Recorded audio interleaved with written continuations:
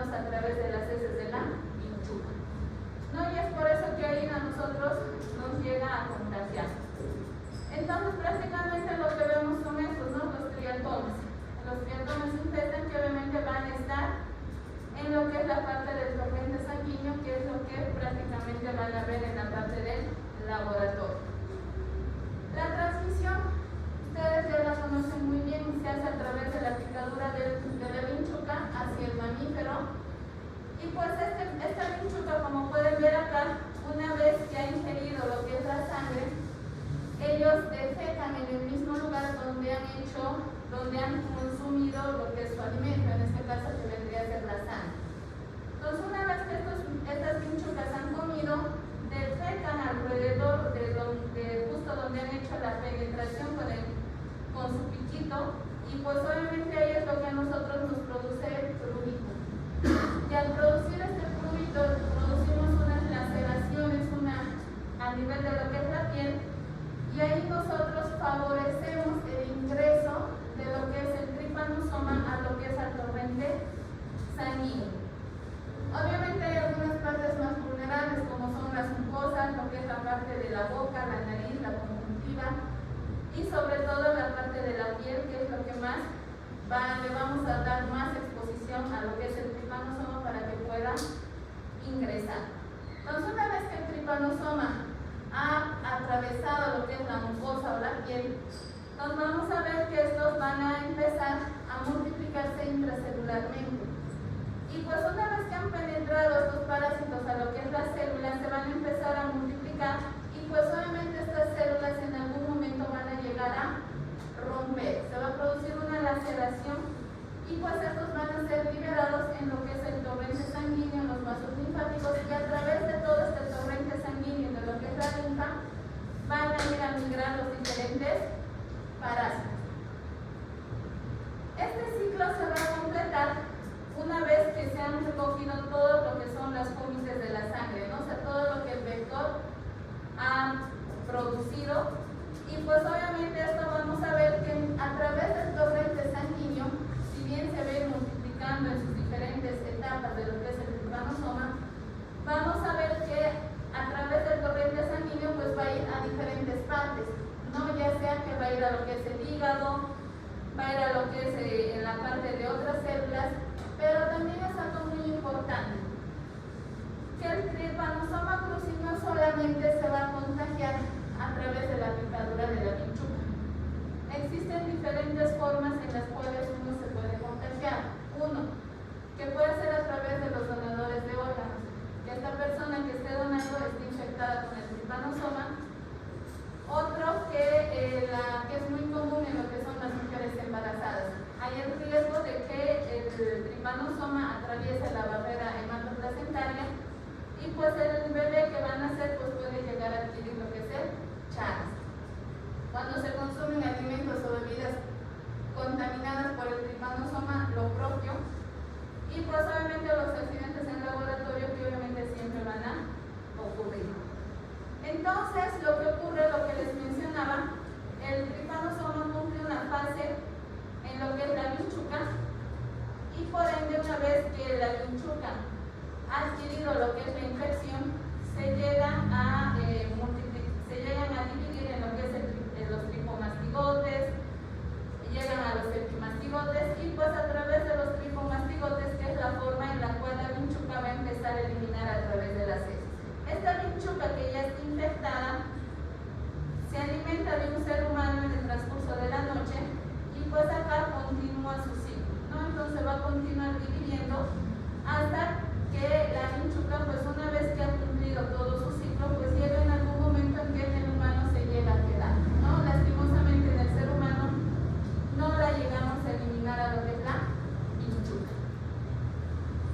Entonces vamos a ver que la vinchuca se va a alojar. ¿Por qué solamente se aloja en aquellas personas más que todo del área rural? Y esta vinchuca también es propia de los climas cálidos, templados, y no tanto así de lo que es la parte, hablando aquí en Bolivia, en la parte de lo que es el occidente. Porque si ustedes van a recordar, en La Paz, Oruro, Potosí, no existe la vinchuca, no existe Chagas.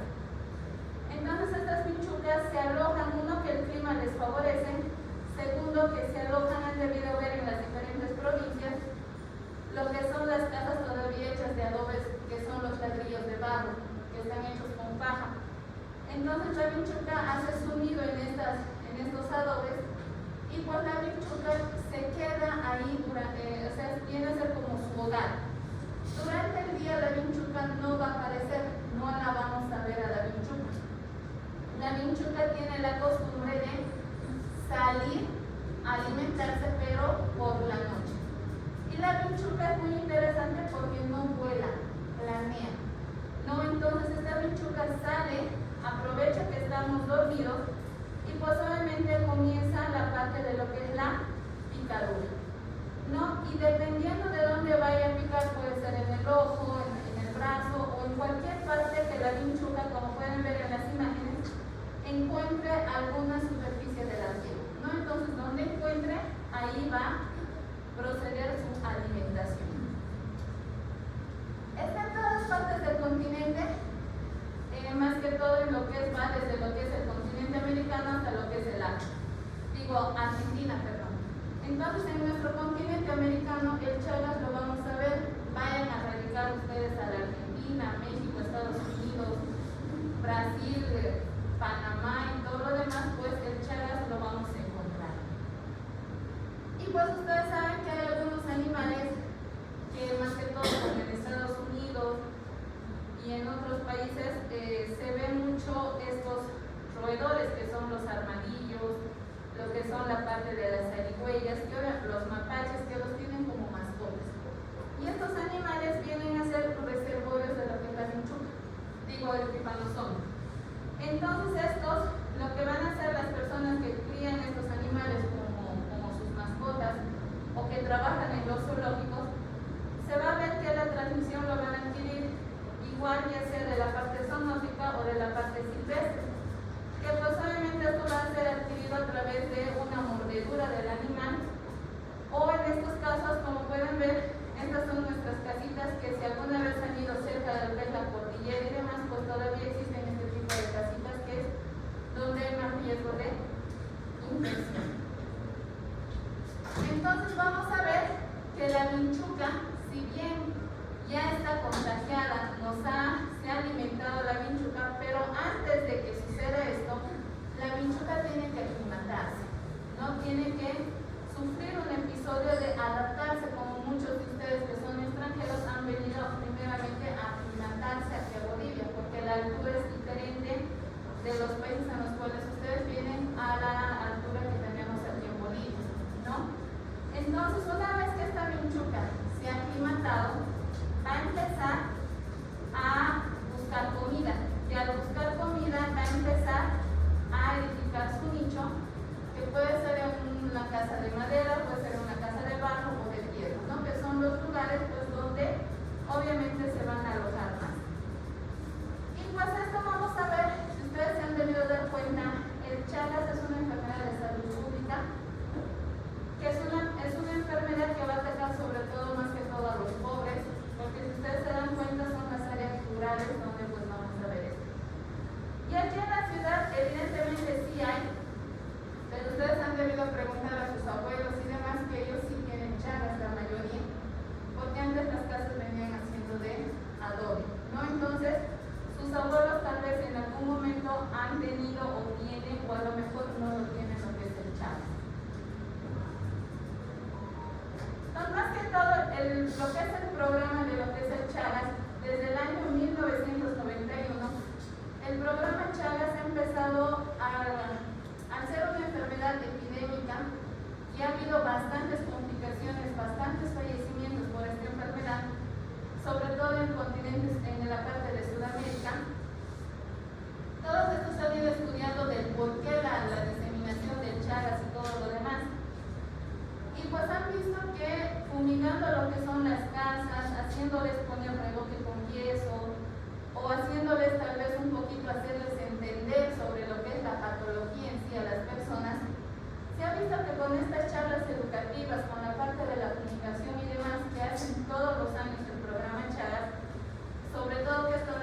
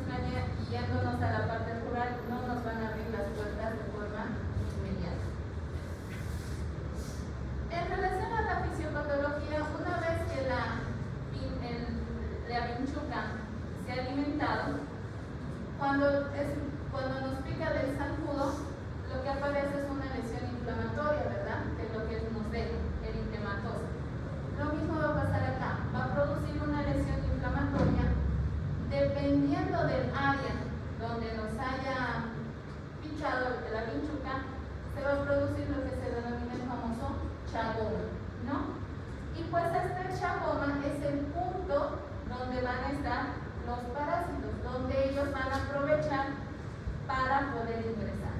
Entonces, en este chaboma lo que va a aparecer es que va a haber un parasitismo, pero a nivel intracelular. Va a buscar de alguna forma ingresar al organismo, pero a través de lo que son las células y sobre todo del tejido subcutáneo, que es otra barrera que obviamente tiene que atravesar lo que es la pintura.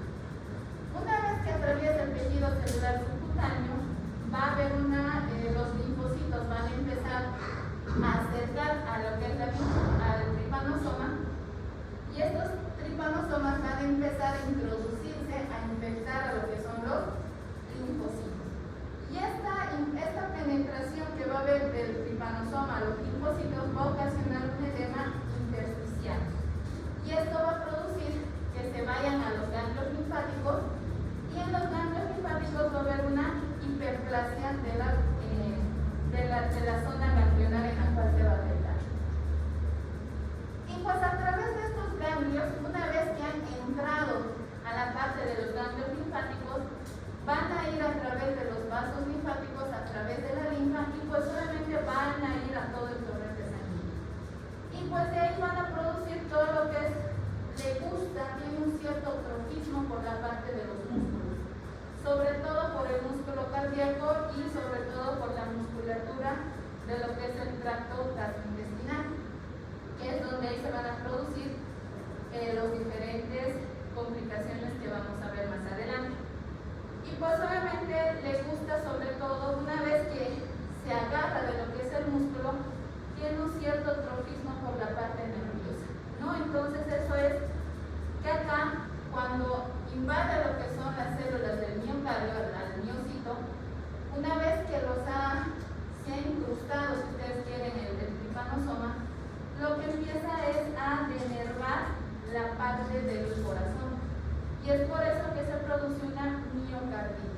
Entonces, inicialmente va a estar inflamado, pero conforme va a ir pasando la parte de la inflamación a nivel local, a nivel de los miocitos, se van a producir una inflamación y posteriormente va a producir la necrosis, ¿no? Y ustedes saben que miocito que ya ha muerto es miocito que no se llega a recuperar, ¿no?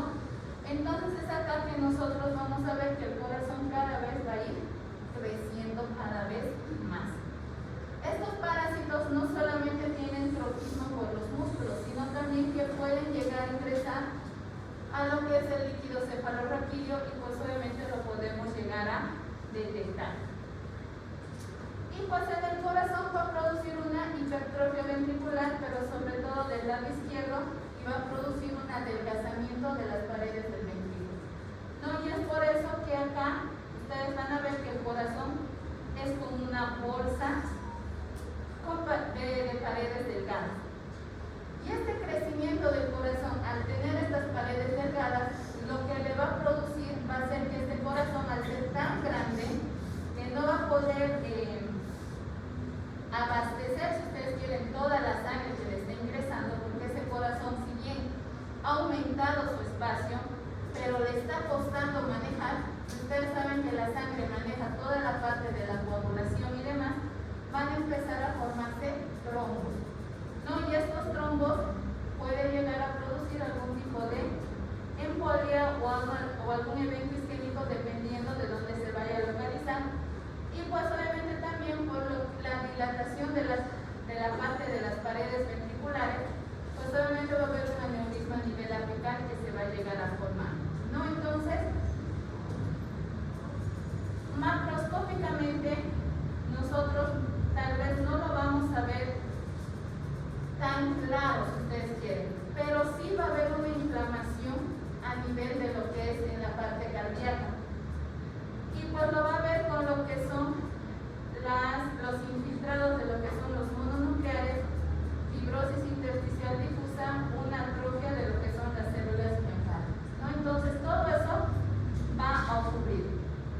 Y pues como ya es una afectación crónica, cuando ya aparece en la parte del corazón, ustedes saben que van a llegar a producir algunas alteraciones en el ritmo cardíaco, como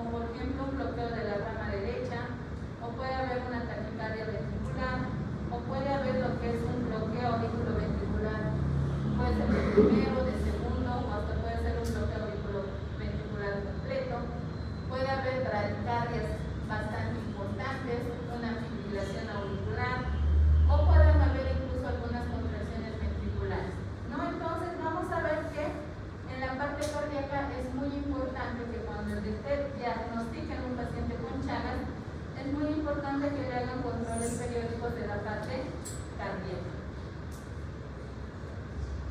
A nivel del esófago, pues va a pasar lo mismo.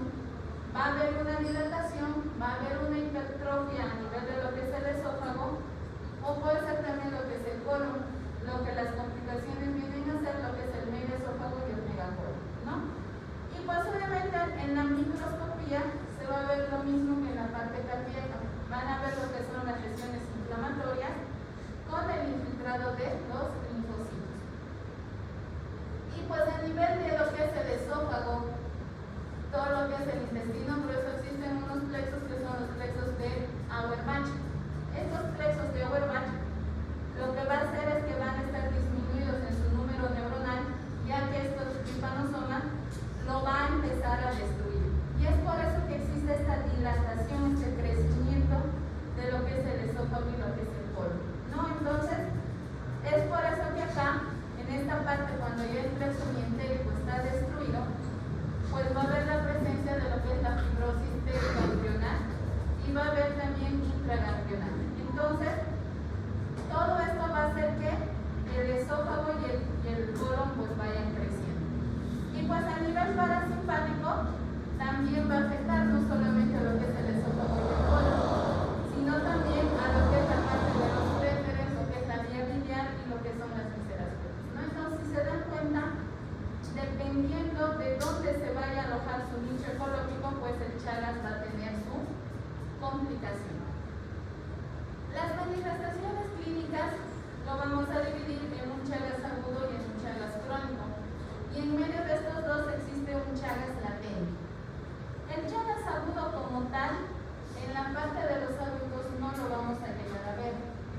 Más que todo esto llega a ser propio de los niños, ¿no? Generalmente un Chagas agudo lo vamos a ver sobre todo en pediatría, ¿no? Y pues los síntomas son bastante inespecíficos. Desde que va a haber las linfadenopatías que van a estar localizadas, incluso vamos a ver lo que es la lesión o la grieta por donde ha ingresado lo que es el trypanosoma, y eso se va a denominar lo que es el chagón. Si es el signo de Romaña, es cuando aparece el edema palpebral. Puede ser unilateral o en algunos casos puede llegar a ser incluso bipalpebral. Y pues obviamente acá el punto de entrada ha sido lo que es el párpado o ingresado por lo que es la conjuntiva, ¿no? Entonces por ahí ha sido el punto de ingreso y eso se llama el signo de Romaña. Signos locales, pues obviamente va a haber fiebre, va a haber malestar general, anorexia, edema, sobre todo en lo que es la cara, extremidades inferiores, lo que son las linfadenopatías y la hepatosplenomegalia.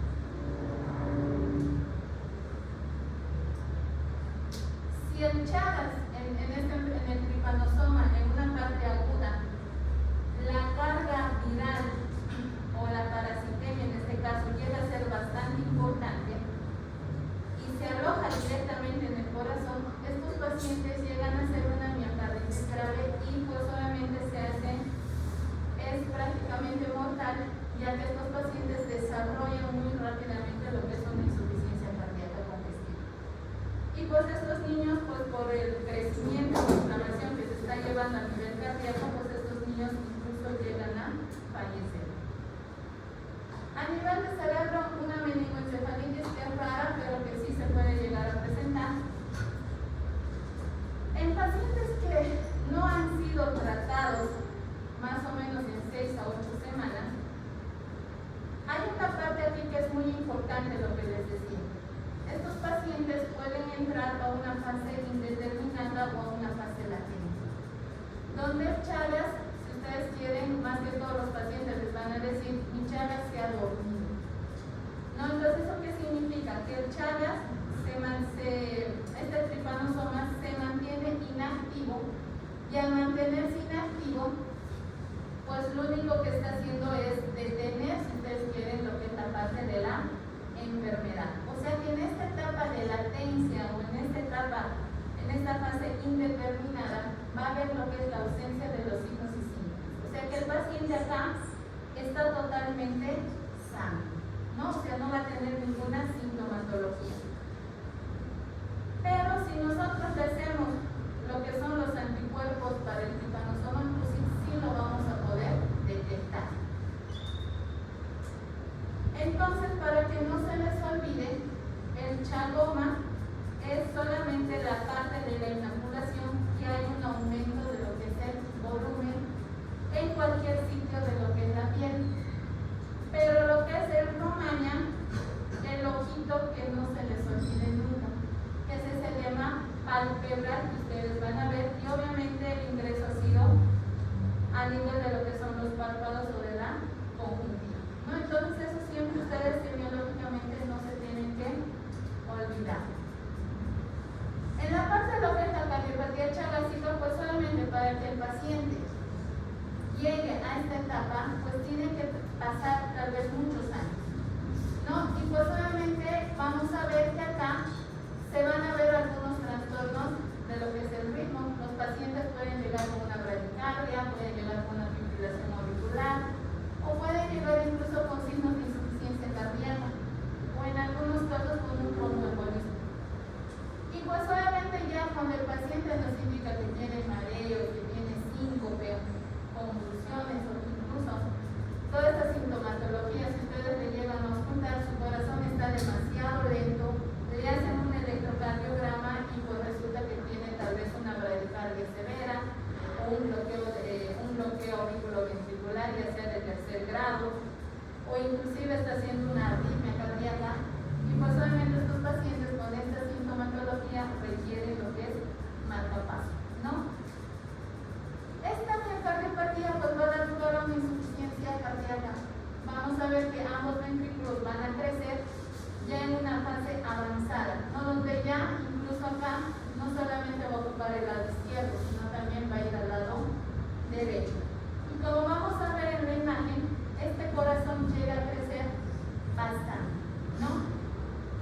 Esto es, si ustedes se dan cuenta, si fuera el tórax de cada uno de nosotros, y generalmente nos dicen, ¿no?, que el corazón no tendría que ser más del tamaño del puño de una persona, si ustedes quieren decirlo, o que el índice cardiotorácico sea hasta 0.5, que es lo normal. Si ustedes se dan cuenta en esto, pues es mucho más grande, ¿no? Inclusive el corazón llega a crecer mucho más grande, ¿no? Entonces, han tocado ver que el corazón ocupaba prácticamente todo el tórax, ¿no? Entonces, los pacientes cuando llegan en esta etapa de una insuficiencia cardíaca, el paciente cada vez, si bien se va a internar, se lo va a compensar, se lo va a decretar de volumen y demás, pero cada vez entre internación e internación va a ir acortándose el tiempo, ¿no? O sea, ¿qué significa? Que si se ha internado el año pasado 2 veces al año, este año se internarán 4, después serán cada 2 meses, después será cada mes, hasta que ocurre el desenlace.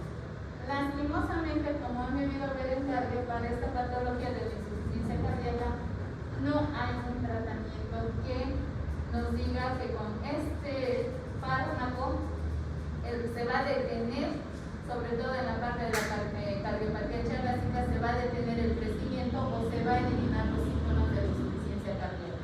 Entonces, cada vez el paciente va a estar disneico, va a llegar a la ortopnea, y pues estos pacientes en algún momento van a llegar a fallecer, ¿no? Entonces es muy importante que no lleguemos a eso, que en cuanto diagnostiquemos algún trastorno a nivel cardíaco, lo retiramos de la forma más oportuna a lo que es el cardiólogo, si es que están trabajando en un primer nivel o en un segundo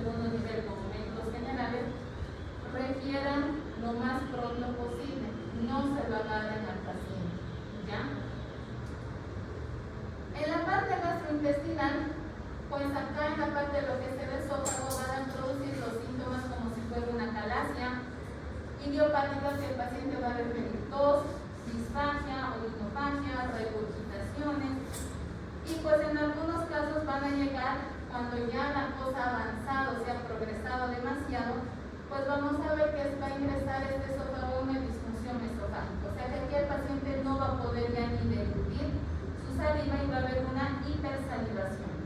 Y pues obviamente al no poder deglutir el paciente va a ingresar en un estado de pérdida de peso, caquexia, y pues obviamente puede incluso ese esófago como está tan ensanchado, tan delgado, pues en algunos casos se puede llegar a perforar o producir una neumonía. En la parte del megacolon, estos pacientes más que todo van a venir con los datos de un estreñimiento, constipación, que ya vienen a ser de larga data. Pero y los que son los dolores abdominales intermitentes. Cuando estos pacientes te vienen con lo que es estreñimiento, no solamente es dar laxantes, sino también ustedes tienen que pedir el por qué ese paciente se está estreñiendo tanto, ¿no? Y va a llegar un momento en que ya cuando esto ya se vuelve más crónico, la cosa avanza más, vamos a ver que estos pacientes en algún momento van a ocurrir una obstrucción de tipo agudo, pero sobre todo a nivel de lo que es el sigmoides. Van a ver que sobre su propio eje se va a llegar a torcer, y eso es lo que se produce como un gólgulo de sigmoides, ¿no? Y eso le va a producir una obstrucción al paciente, que esta obstrucción no le va a permitir canalizar gases, el abdomen va a estar totalmente distendido, y si esa torsión del intestino no se lo llega a resolver, ese intestino se puede llegar a perforar, producir una sepsis y después posteriormente lo que es la muerte, ¿no? Entonces es muy importante que cuando ustedes pidan una radiografía, cuando vean un abdomen distendido, valoren bien todos los signos imagenológicos que les han indicado, que les han dado en sus clases de imagenología, porque de acuerdo a eso ustedes se pueden salvar la vida de este paciente. El megaesófago pues prácticamente lo van a ver así en una serie varitada, que pues obviamente si ustedes se dan cuenta no es normal este esófago, entonces se lo ve mucho más grande.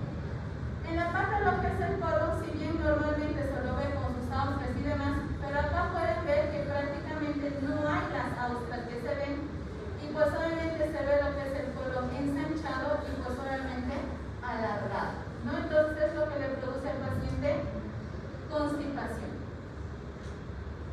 En la parte de lo que es el Chagas agudo, vamos a ver que el diagnóstico lo vamos a hacer, necesitamos necesariamente aislar o ver las pruebas que obviamente necesitamos para poderlo dar positivo a este paciente. Una de ellas es ver el riesgo de cómo este paciente se ha infectado. Pues hay que buscar en la parte de cómo este paciente se ha podido contagiar. ¿Habrá sido por un accidente laboratorial? ¿Habrá sido porque el paciente ha recibido una transfusión de sangre de un paciente chagásico? ¿O es que este paciente su madre era chagásica y pues obviamente este niño nació con lo que es atravesó la barrera placentaria y pues tiene lo que es el Chagas? O prácticamente ha sido por lo que es la picadura, ¿no? Entonces tenemos que ver de cómo este paciente, si es un Chagas agudo, de cómo se ha contagiado. Una vez que hemos averiguado, vamos a pedir lo que son las pruebas con los métodos directos, ya sean los PCRs, lo que son los ELISAs y la prueba de lo que es el High Chagas, que es una prueba rápida. Y pues una prueba rápida del High Chagas no nos va a decir que es un Chagas positivo. Hay que confirmar mediante el test de ELISA o algunos otros pruebas como el PCR, los hemocultivos y demás, que obviamente nos identifiquen lo que es el tripanosomato. El Chagas crónico es lo que nosotros lo vamos a llegar a ver ya en la parte adulta. Más que todo acá, porque acá, si nosotros vamos a pedir un recuento de lo que son las inmunoglobulinas, vamos a ver que los anticuerpos para la inmunoglobulina G va a ser positivo. Y al ser positivo la inmunoglobulina G, pues vamos a ver que esto va a ser positivo pues para nosotros, identificando con dos análisis en diferentes formatos, como les decía. El tratamiento no es más que dos medicamentos que ustedes ya lo conocen, que es el Nifurtimox y el Desnidazol. El Nifurtimox y el Desnidazol lo único que nos van a hacer va a ser disminuir la sintomatología, disminuir la mortalidad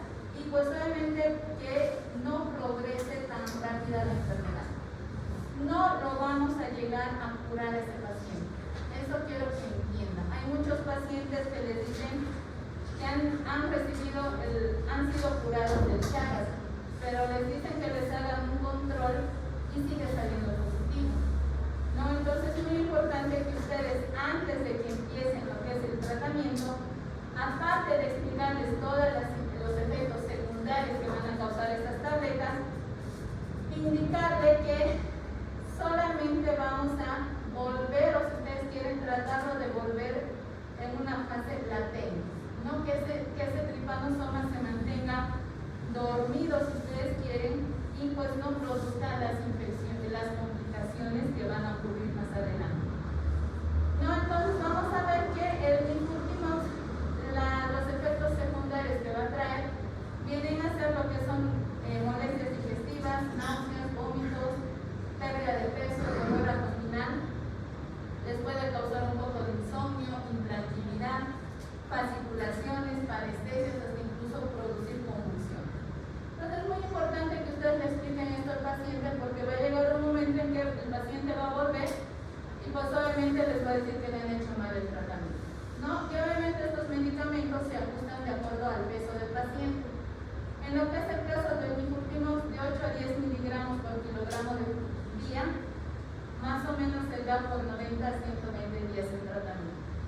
Y pues obviamente cada mes ustedes tienen que ir monitorizando.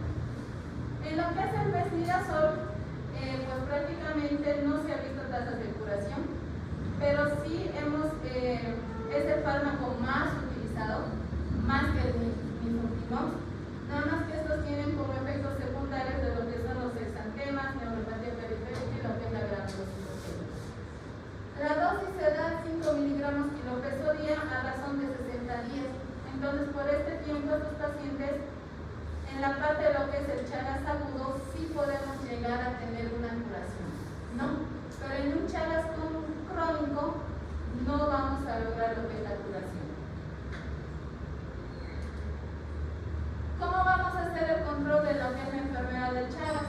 Pues prácticamente, si es que estos pacientes ya tienen la enfermedad, ya sea establecida en la parte cardíaca, en la parte gastrointestinal, como médicos generales ustedes, una vez que han diagnosticado, derivar a la especialidad correspondiente, derivar al cardiólogo, derivar al gastroenterólogo, o dependiendo de donde ustedes hayan podido detectar o la complicación de lo que es el Chagas. Como les decía, no se lo agarren. El que ustedes estén refiriendo a otra especialidad o subespecialidad o soliciten ayuda a algún colega no significa que ustedes no sepan o que no lo puedan tratar, sino que están viendo lo mejor para el paciente, ¿no?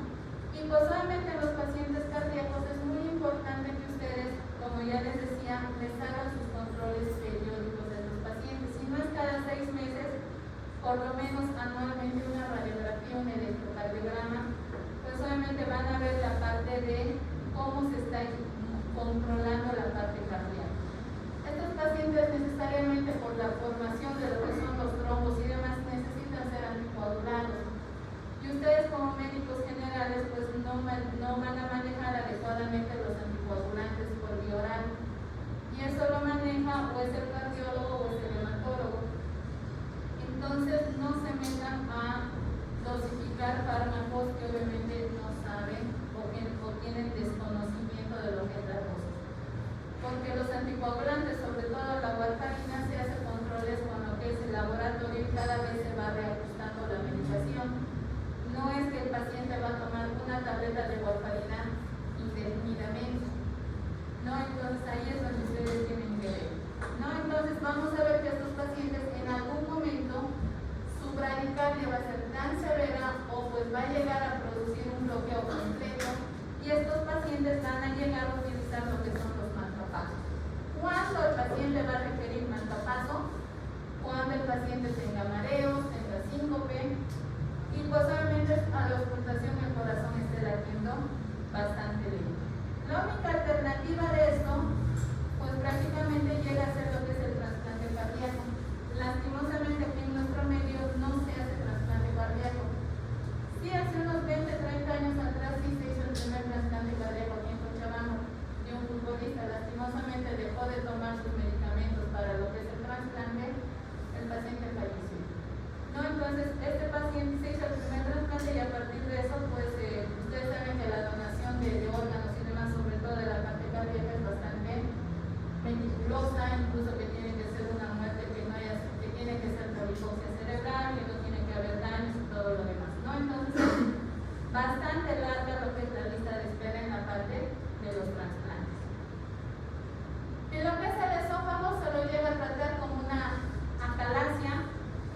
En algunos casos, porque el paciente ya está cansado de tomar mucho medicamento o ya los fármacos no le están haciendo efecto, estos pacientes llegan a requerir lo que es una miotomía laparoscópica, ¿no? Generalmente les hacen miotomía de Heller y demás, y pues obviamente van graduando la parte de lo que es la estrechez y pues para que el paciente no sienta esas complicaciones.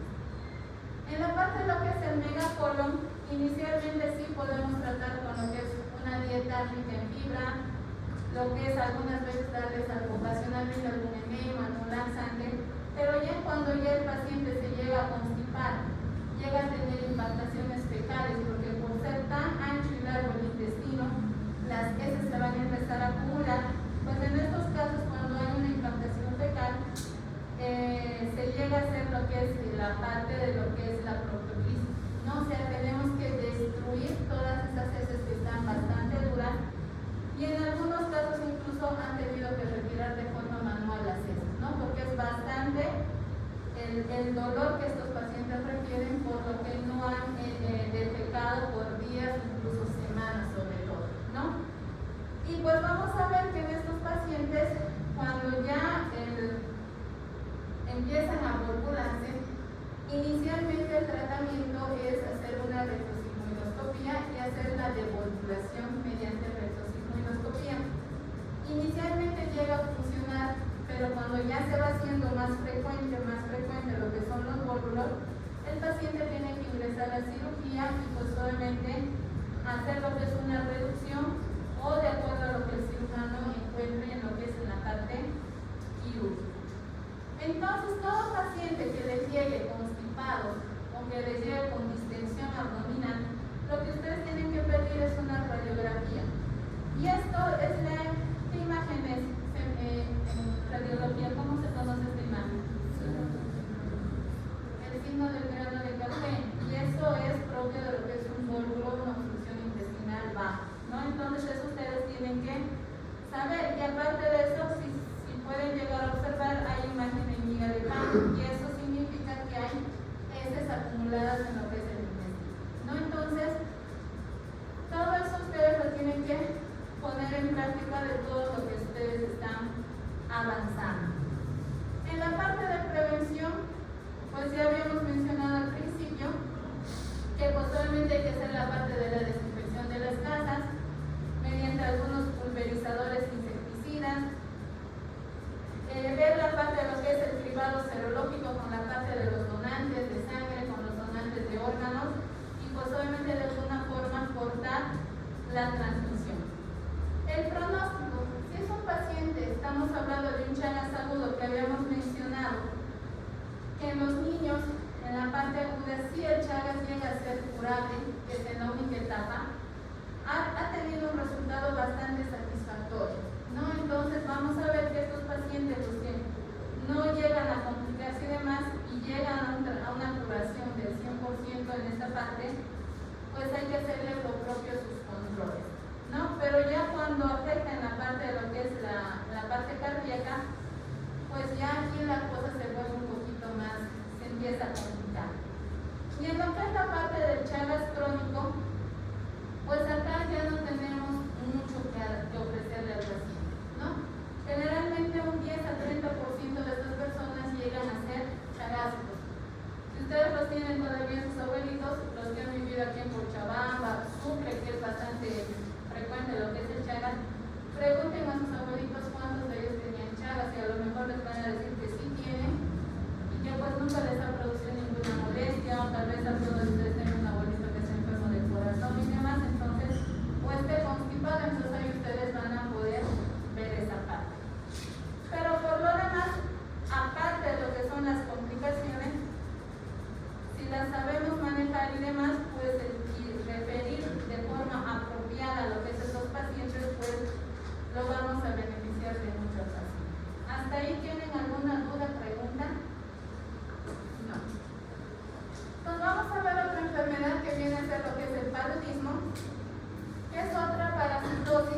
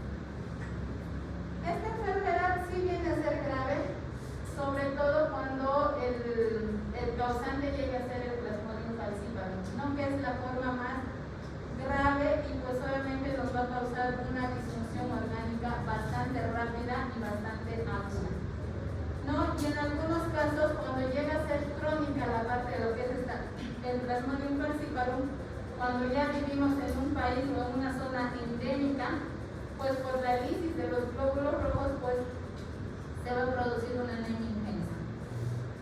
Y pues esta malaria causada por lo que es el Plasmodium falciparum es la de tipo terciana, pero la de tipo maligno. O sea que cada 48 horas se va a romper los glóbulos rojos y al tercer día, a las 72 horas, va a producir fiebre. Entonces, esta malaria de tipo falciparum, más que todo ya cada año en estas zonas endémicas, sobre todo lo que es en África y demás cosas, generalmente llegan a fallecer cerca de 1 millón de personas cada año, ¿no? Entonces es bastante importante que ustedes conozcan esta parte, sobre todo en los niños que van a estar en el continente africano, pero en la parte subsahariana. Entonces estos llegan a ser lo que son los Plasmodium, que obviamente nosotros los tenemos que identificar, por ejemplo, que ya están en la parte interna de lo que son los glóbulos rojos. La epidemiología, como les decía, más que todo en áreas endémicas, ¿no? En África, en algunas regiones tropicales, donde pues obviamente van a causar sobre todo bastante morbilidad y mortalidad. La transmisión es lo mismo que lo que es el dengue, lo que es la fiebre amarilla y todas estas infecciones que se transmiten a través de un mosquito. Generalmente el mosquito anófeles, cuando llegan a ser a través de los huevos y todo lo demás, su ciclo evolutivo, es un anófeles, si ustedes quieren, sano. Cuando este anófeles se va a alimentar de una persona que está infectada o de algún felino o de algún otro animal que está contaminado, pues este mosquito anófeles se llega a contagiar y a través de lo que es en toda la parte de su intestino del mosquito se va a llegar a reproducir en lo que es el Plasmodium. Y este mosquito anófeles en sus glándulas salivales es lo que se va a acumular, si ustedes quieren, ahí lo que es el Plasmodium. Y es que en la parte de su trompita de lo que es el mosquito, como pica, entonces cuando ustedes consumen algún helado o alguna comida, o vemos qué es lo que nuestro organismo involuntariamente hace, es la hipersalivación, ¿verdad? Lo mismo va a pasar acá. El mosquito va a chupar la sangre y pues obviamente en sus glándulas salivales pues va a haber ese intercambio de su saliva con la parte de lo que es la sangre, de lo que va a succionar. En esta parte pues ahí es donde va a ingresar a través de sus glándulas salivales, va a introducir su piquito a la piel y pues ahí es donde se va a empezar todo este ciclo que vamos a ver. Entonces, como pueden ver, el mosquito va a ingerir la sangre de una persona o de un animal, se va a contagiar y pues obviamente va a ingresar a través del torrente sanguíneo en forma de lo que son los esporozoides. Estos esporozoides se van a introducir en la parte de lo que son los glóbulos rojos y en los glóbulos rojos se van a empezar a multiplicar y se van a llegar a convertir en merozoides. Y estos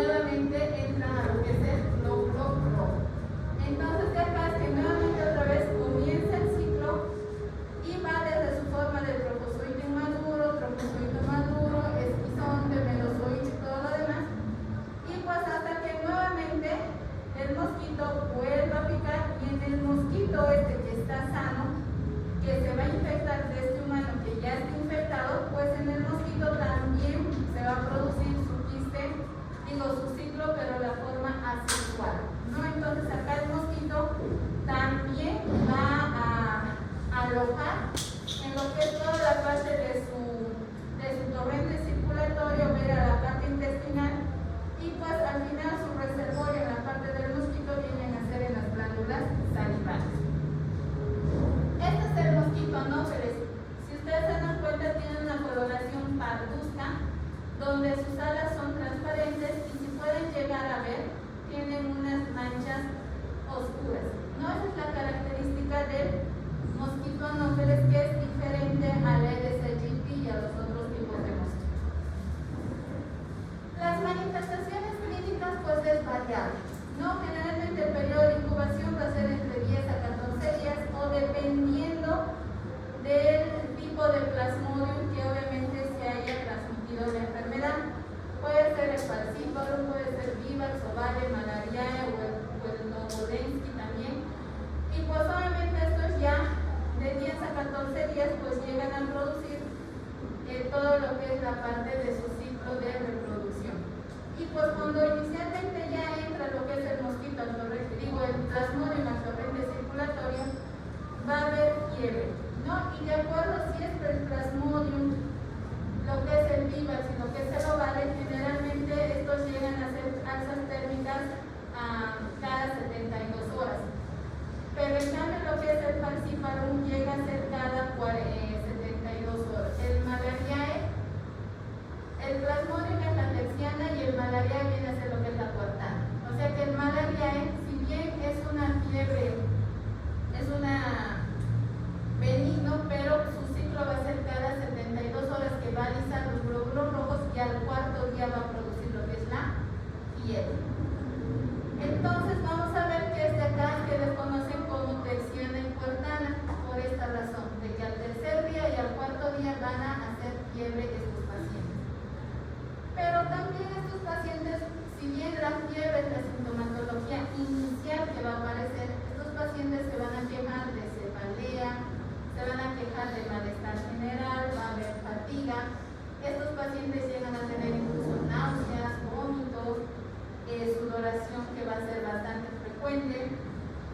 Y pues vamos a ver también qué es el dolor a nivel articular. Si ustedes van a preguntar a estos pacientes, llegan a ser la enfermedad que levanta huesos. Es como que les estuvieran rompiendo lo que es el hueso, ¿no? Que es lo que refieren estos pacientes. Dolor abdominal también va a haber, el dolor torácico, la anorexia, y pues todo esto son síntomas bastante inespecíficos, como ustedes pueden ver. En algunos casos, por las alzas térmicas bastante elevadas, que estos pacientes llegan entre 39 y 40 grados centígrados, llegan a tener convulsiones, ¿no? Y esto es sobre todo en la parte de los niños. Como hay estalisis a nivel de los glóbulos rojos, los pacientes van a presentar lo que es anemia, van a presentar ictericia, y pues obviamente va a haber una parte de que estos glóbulos rojos van a producir el plasmodium en los glóbulos rojos, les van a producir como unas adherencias que les van a permitir adherirse a la parte de lo que es el endotelio y el torrente sanguíneo. Y esto va a hacer que eviten un poco el paso hacia lo que es la parte de la circulación esplática. Ustedes saben que lo que es el paso, la mayoría de los glóbulos rojos, los que ya han cumplido su ciclo, se van a destruir a lo que es el paso. Y en estos casos, por ese aumento de destrucción de los glóbulos rojos, pues va a haber una esplenomegalia. Porque todo este proceso también se está ocurriendo a nivel del hígado, va a haber una hepatomegalia, va a haber adenopatías. Y pues obviamente si hacemos una prueba de un hemograma, pues el paciente va a estar con una anemia, pueden haber trombocitopenias, y pues obviamente las pruebas de función hepática y renal pues van a estar alteradas. El diagnóstico tenemos que hacerlo la parte epidemiológica, que es muy importante que ustedes pregunten a dónde ha viajado ese paciente. Si es un área endémica, pues obviamente ya está hecho el diagnóstico.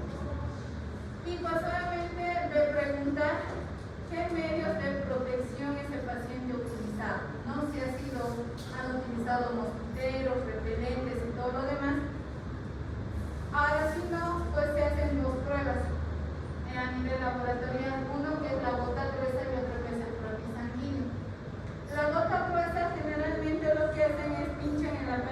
lateral externa de lo que es el dedo de la mano no hábil, y pues en el portaobjetos introducen una gota y pues eso lo meten al microscopio, ¿no? Y ahí pues obviamente van a observar lo que son los parásitos.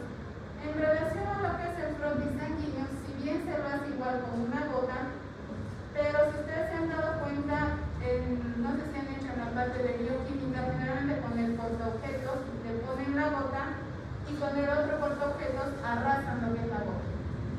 Entonces, al estar aplanando o al estar expandiendo, si ustedes quieren, esa gota de sangre, pues en el frotis se llega a detectar mucho más rápido en la parte de lo que es el plasmódio. Pero esto lo tenemos que hacer si es que hay microscopio. Ahora, si no hay microscopio, pues se pueden hacer la detección de algunos antígenos, anticuerpos, o lo que son las proteínas. Generalmente estos plasmodium hacen que hay una rica proteína que es la proteína 2 que es rica en histidina. Y pues obviamente esto nos va a dar igual una pauta de lo que es positivo para plasmodium o malaria. Y pues obviamente estos tienen una vida larga y pues ya con un LDH o aldolasa también, que también nos va a ser positivo para plasmodium. El tratamiento está a base de lo que son las cloroquinas. Mucho acá en Cochabamba, si ustedes se han podido dar cuenta, acá en Cochabamba no contamos con lo que es malaria. No es algo propio de Cochabamba la malaria. Sí pueden llegar a haber algunos casos y por lo que se da es lo que es la cloroquina y lo que es la primaquina. La cloroquina a razón de una dosis de 5 miligramos por kilogramo de peso y lo que es la primaquina a razón de 0,25 miligramos por kilogramo de peso. Entonces, una vez que se dosifique esto y se inicia el tratamiento, el paciente empieza a mejorar de forma satisfactoria, ¿no? Entonces el paciente llega incluso a desaparecer la fiebre, los malestares generales y todo lo que ya se tiene. La prevención es igual que en las otras enfermedades, es el control de los mosquitos, ¿no? La parte de lo que es la fumigación, la pulverización. Y si por alguna razón se está yendo a una zona endémica, ya sea para turistear, por cuestiones de trabajo, por cuestiones de que quieren exponer algún tema de salud mental y demás, pues utilicen lo que son los mosquiteros, repelentes, y pues eliminen la parte de lo que son los criaderos, ¿no? Que todos los criaderos vienen a ser lo que es las aguas estancadas, lo que son los baldes, bañadores, que ya es muy frecuente que pues se almacenen lo que son la parte de estos mosquitos de sus criaderos. El pronóstico, si es lo que es vivas, ovario y malaria, es bastante favorable, porque es una fiebre de tipo benigna. Si estamos hablando de lo que es, que estos van a responder muy bien a lo que son las cloroquinas, y pues estos van a llegar sin complicaciones, ¿no? Pero si en algunos casos se ha visto que muchos pacientes viven en zona endémica y ya es muy recurrente la enfermedad, en algunos casos se ha visto que hay resistencia a lo que son las cloroquinas, y pues ahí nuestro pronóstico es un poco ensombrecido, sobre todo cuando es del género vivas, ¿no? Entonces hay que tener mucho cuidado con esto. Y cuando es pues obviamente el falciparum, ya habíamos mencionado que es una fiebre maligna, ¿no? Entonces nos va a costar y la mortalidad en lo que es el falciparum llega a ser bastante elevada. ¿Hasta ahí tienen alguna duda, pregunta? Ninguna. Vamos a ver este tema más que es fiebre amarilla, que pues obviamente igual ya la conocen ustedes. Y vamos a ver que la fiebre amarilla igual tiene su pequeña reseña histórica, donde la fiebre amarilla se ha visto que ya hace bastantes miles de años, sobre todo en Cuba, ha habido lo que es la parte de, antes del descubrimiento de las Américas y todo lo demás, ya existía lo que es la fiebre amarilla. O sea que estamos hablando miles de años, ¿no? Y pues obviamente esto se lo ha conocido como fiebre amarilla, y en algunos, sobre todo los mexicanos, se lo conocía con el nombre del cocolismo, ¿no? Entonces, porque decían que era más frecuente en la parte de Yucatán, sobre todo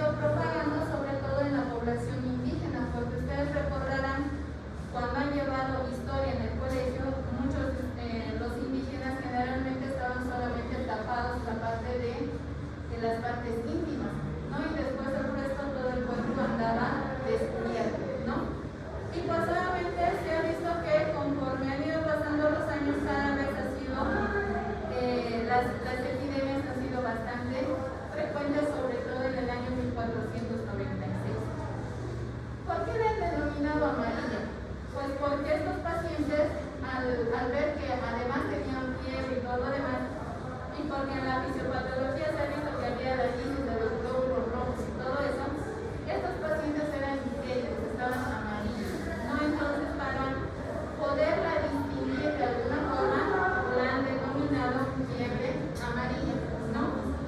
Y pues vamos a ver que todo esto ya, ustedes saben que ya incluso muchos de ustedes deben tener, que hace 60 años atrás se inventado lo que es la vacuna contra la fiebre amarilla, ¿no? Que ha sido bastante importante en las últimas décadas, que se han ido aumentando sobre todo los casos de fiebre amarilla. Y pues actualmente ustedes saben que la fiebre amarilla sigue siendo un problema endémico, sobre todo para la parte de salud pública en las áreas endémicas, ¿no? Y la única forma de prevenir, aparte de lo que vamos a ver de los mosquiteros, repelentes y demás, es la vacuna, que pues obviamente cada 10 años tenemos que vacunar. En Bolivia también tiene un poco su sitio, si ustedes quieren, la parte de lo que es la fiebre amarilla. Y pues acá en Bolivia se ha visto más que todo en las tierras bajas, en la parte de lo que es el trópico, subtrópico, estamos hablando de lo que es Santa Cruz, Beni, Pando, en la parte del trópico de acá de Cochabamba, o en la parte de los Yungas, en La Paz, que tiene su parte del trópico. Y pues estos fiebre amarilla cada vez tienen sus picos anualmente, sobre todo que está relacionado con la época de las lluvias, que es acá donde aparece más que todo la parte de los criaderos de los mosquitos. Y acá en Bolivia generalmente es entre diciembre, enero, que incluso se llega a prolongar, como este año se expandió casi hasta abril, que ha sido la época de lluvia. No, entonces vamos a ver que acá en Bolivia, en el año 99 ha sido muy importante, porque en Santa Cruz ha causado una endemia bastante importante, donde se han visto 51 casos confirmados por laboratorio, y de estos 51 han fallecido 21 personas, ¿no? Entonces, eso ha sido el año 99, y en el año 98, un año antes, pues se han identificado 3 casos siendo positivos para fiebre amarilla. Y pues obviamente se ha visto aquí hay una etapa selvática y una parte rural o urbana. Entonces se ha visto en el año 98 que estos pacientes, sobre todo a uno que han diagnosticado, ha sido en la parte selvática lo que se ha infectado. Entonces vamos a ver que acá el actor, si se dan cuenta de la imagen, no es el mismo que el anógenes. El RSGP tiene otra característica. Vamos a ver que el virus de la fiebre amarilla pertenece a lo que son los clarivirus, ¿no? Y pues en el África existen diferentes tipos de estos tipos de genéticos, que son los topotipos, ¿no? Entonces estos vamos a ver sobre todo en África este y oeste. En Sudamérica, pues solamente tenemos desde el año 74 los brotes, y es el causante nuestro Aedes aegypti. ¿Cuál es la epidemiología? Les había dicho, hay un ciclo selvático y hay un ciclo urbano. El ciclo selvático es el que se produce en lo que es la selva, en las áreas donde pues hay bastante vegetación, como pueden ver aquí en la imagen. Y las personas que han ido a esta parte donde hay bastante vegetación, o si ustedes quieren en lo que es la selva y demás, generalmente son zonas bastante calientes, bastante calurosas, ¿no? Entonces vamos a ver que acá el actor principal no vienen a ser si bien una parte llegan a ser los ríos o las aguas estancadas que se van a encontrar en la parte de la selva, pero acá el mono va a ser el principal actor.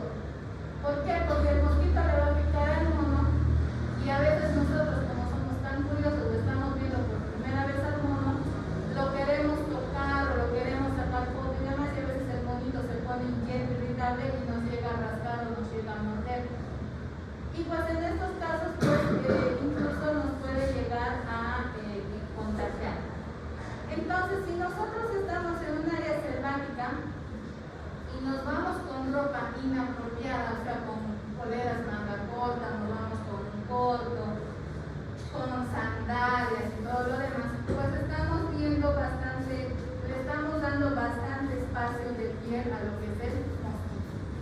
Entonces el mosquito que ya ha sido infectado, que le ha infectado al monito, el monito se ha infectado y pues el mosquito ha seguido consumiendo la sangre del monito y pues ha visto personas y este mosquito ha empezado a picar a las personas. Y pues acá vamos a ver que este género va a ser del género Haemophilus boissavetes. Estos dos van a ser los que se van a encontrar más en la parte selvática, ¿no? Y pues obviamente acá los huevos del vector se van a encontrar en toda la parte de lo que son las aguas, la parte de lo que son los árboles, que obviamente van a estar cerca de lo que es la agua o de los criaderos del mosquito. En el ciclo urbano es lo que ya nosotros nos encontramos, ¿no? Porque acá ya el mosquito va a estar lo que es en la parte de lo que es, va a producir las picaduras en todas las áreas libres que va a encontrar el mosquito.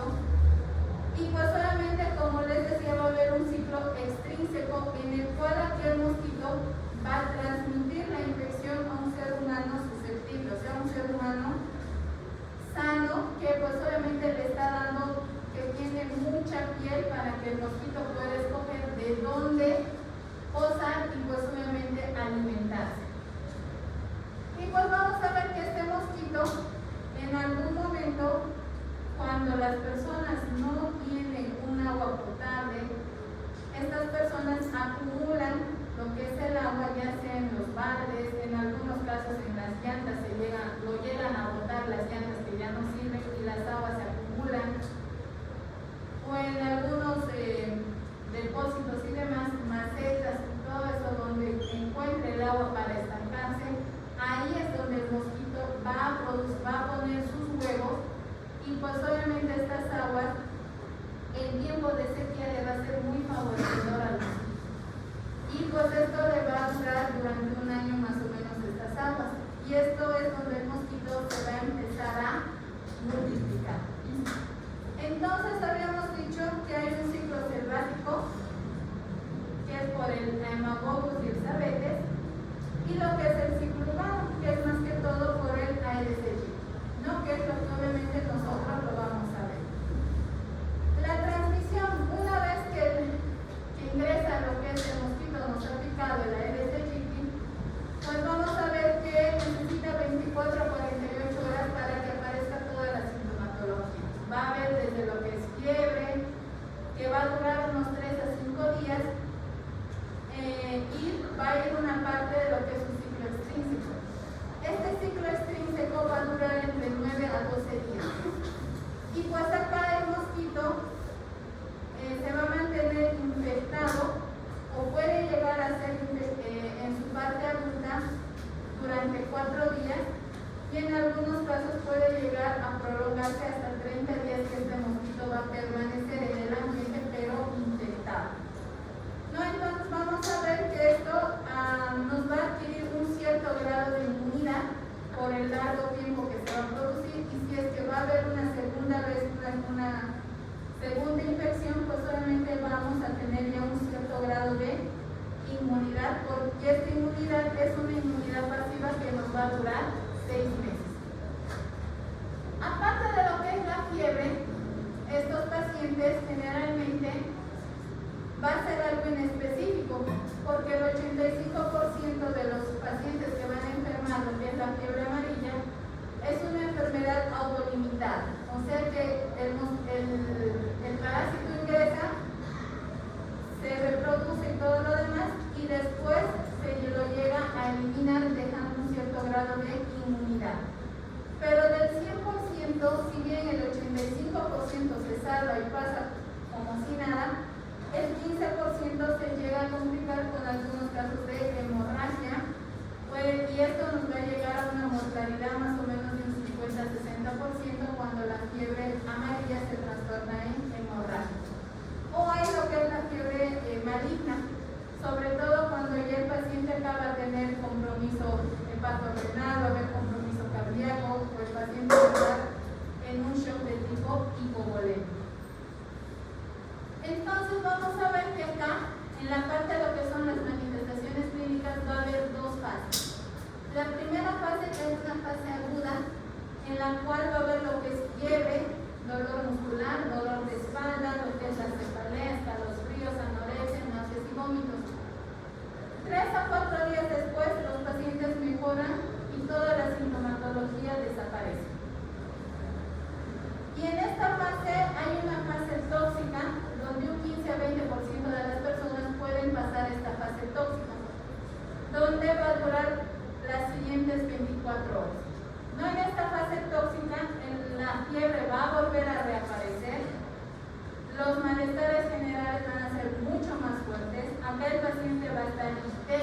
va a aparecer dolor abdominal y pues obviamente va a haber lo que son los vómitos.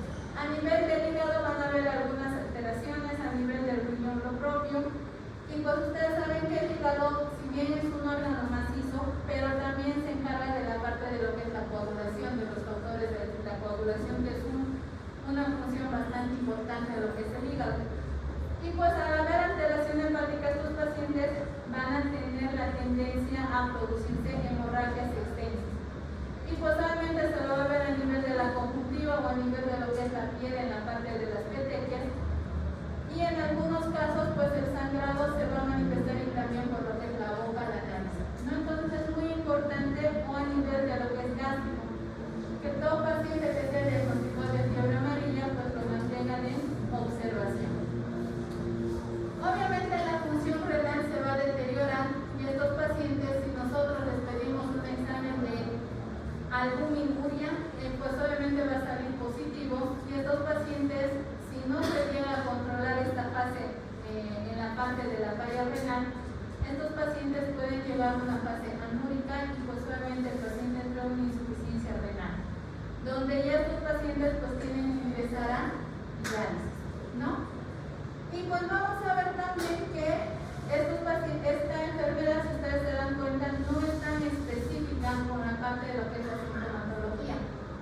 Si bien hay fiebre, malestar general, cefalea, dolor en las articulaciones y todo lo demás, dolor abdominal, hay que hacer diagnósticos diferenciales con otras enfermedades, sobre todo con la fiebre tifoidea, lo que es la riqueza. Si se llega a transformar en hemorrágica, con la fiebre hemorrágica de tipo viral, el dengue, lo que es la leptospirosis, hepatitis virales, que obviamente hay que hacer lo que es el diagnóstico diferencial.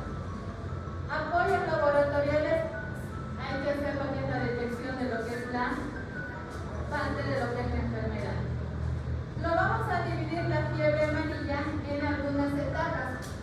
En la parte que es la parte de la infección, que va a estar entre 0 a 3 días, donde el inicio es de tipo brusco, ¿ya? Acá el paciente va a tener fiebre, va a haber cefalea, dolor a nivel lumbosacro, náuseas y vómitos. Aparte va a haber una inyección conjuntival, dolor abdominal y pues va a haber una bradicardia relativa, ¿no? Entonces en estos casos la parte laboratorial va a haber una leucopenia y una proteinuria que obviamente nos va a ayudar en la parte de lo que es el diagnóstico. Al tercer cuarto día vamos a entrar a una etapa de remisión, donde va a haber disminución de lo que es la fiebre, pero a nivel laboratorial va a haber una proteinuria. Y la última parte, ya en la parte de los 4 a 10 días, va a haber la etapa de intoxicación, donde acá nuevamente va a volver la fiebre, va a haber vómitos, hemorragia, ansiedad, ictericia o liguria, que acá ya el paciente va a ingresar en un shock, agitación, postración, estupor y coma. Y pues acá, como ustedes podrán ver en la parte laboratorial, va a haber lo que es la falla hepática, falla renal, alteraciones a nivel de la coagulación, lo que es la hipoglicemia, trastornos en lo que es el electrocardiograma y por en esta parte pues ya la parte se nos va a complicar absolutamente todo. En la parte del diagnóstico no es más que identificar a lo que es el virus de la fiebre amarilla y pues obviamente en sus diferentes fases. Si en inmunoglobulina M sale positivo, estamos hablando de una etapa aguda que se lo puede hacer a través de lo que es el ELISA. Y pues obviamente para confirmar necesitamos una segunda muestra, que esto se lo tiene que hacer a los 7 a 10 días después del periodo de convalecencia. ¿Hay otras técnicas de laboratorio? Sí. Todas las enfermedades tropicales, ya sea dengue, zika, chikungunya, fiebre amarilla, malaria y demás, si bien los laboratorios de cada departamento están con la capacidad de poder hacer el diagnóstico, pero se tiene que mandar una segunda muestra a Santa Cruz, que es el CENETROP.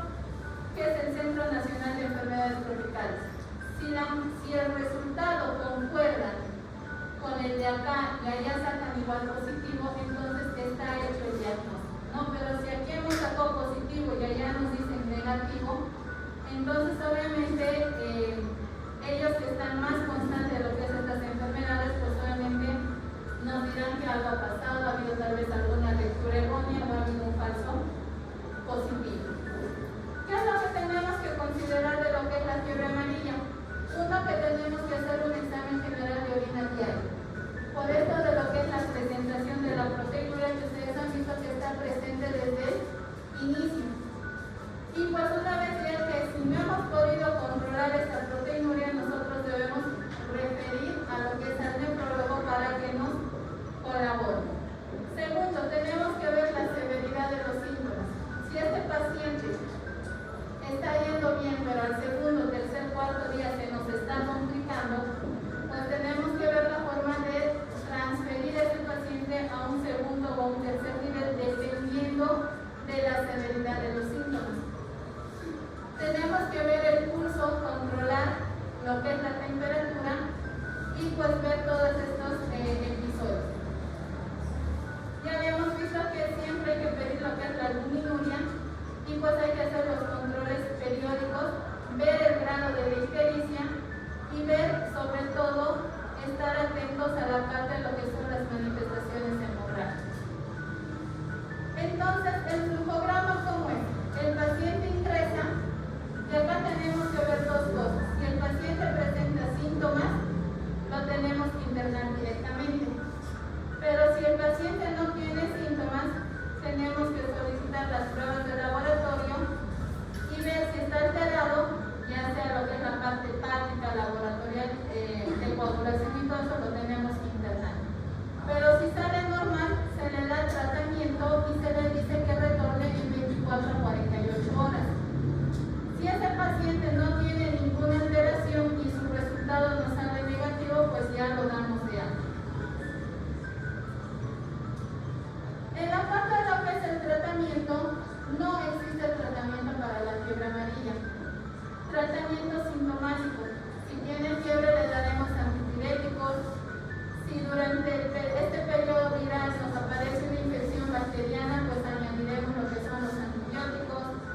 Si el paciente entra en un shock hipovolémico o el paciente está empezando a sangrar, que no estamos pudiendo controlar, o ha habido deterioro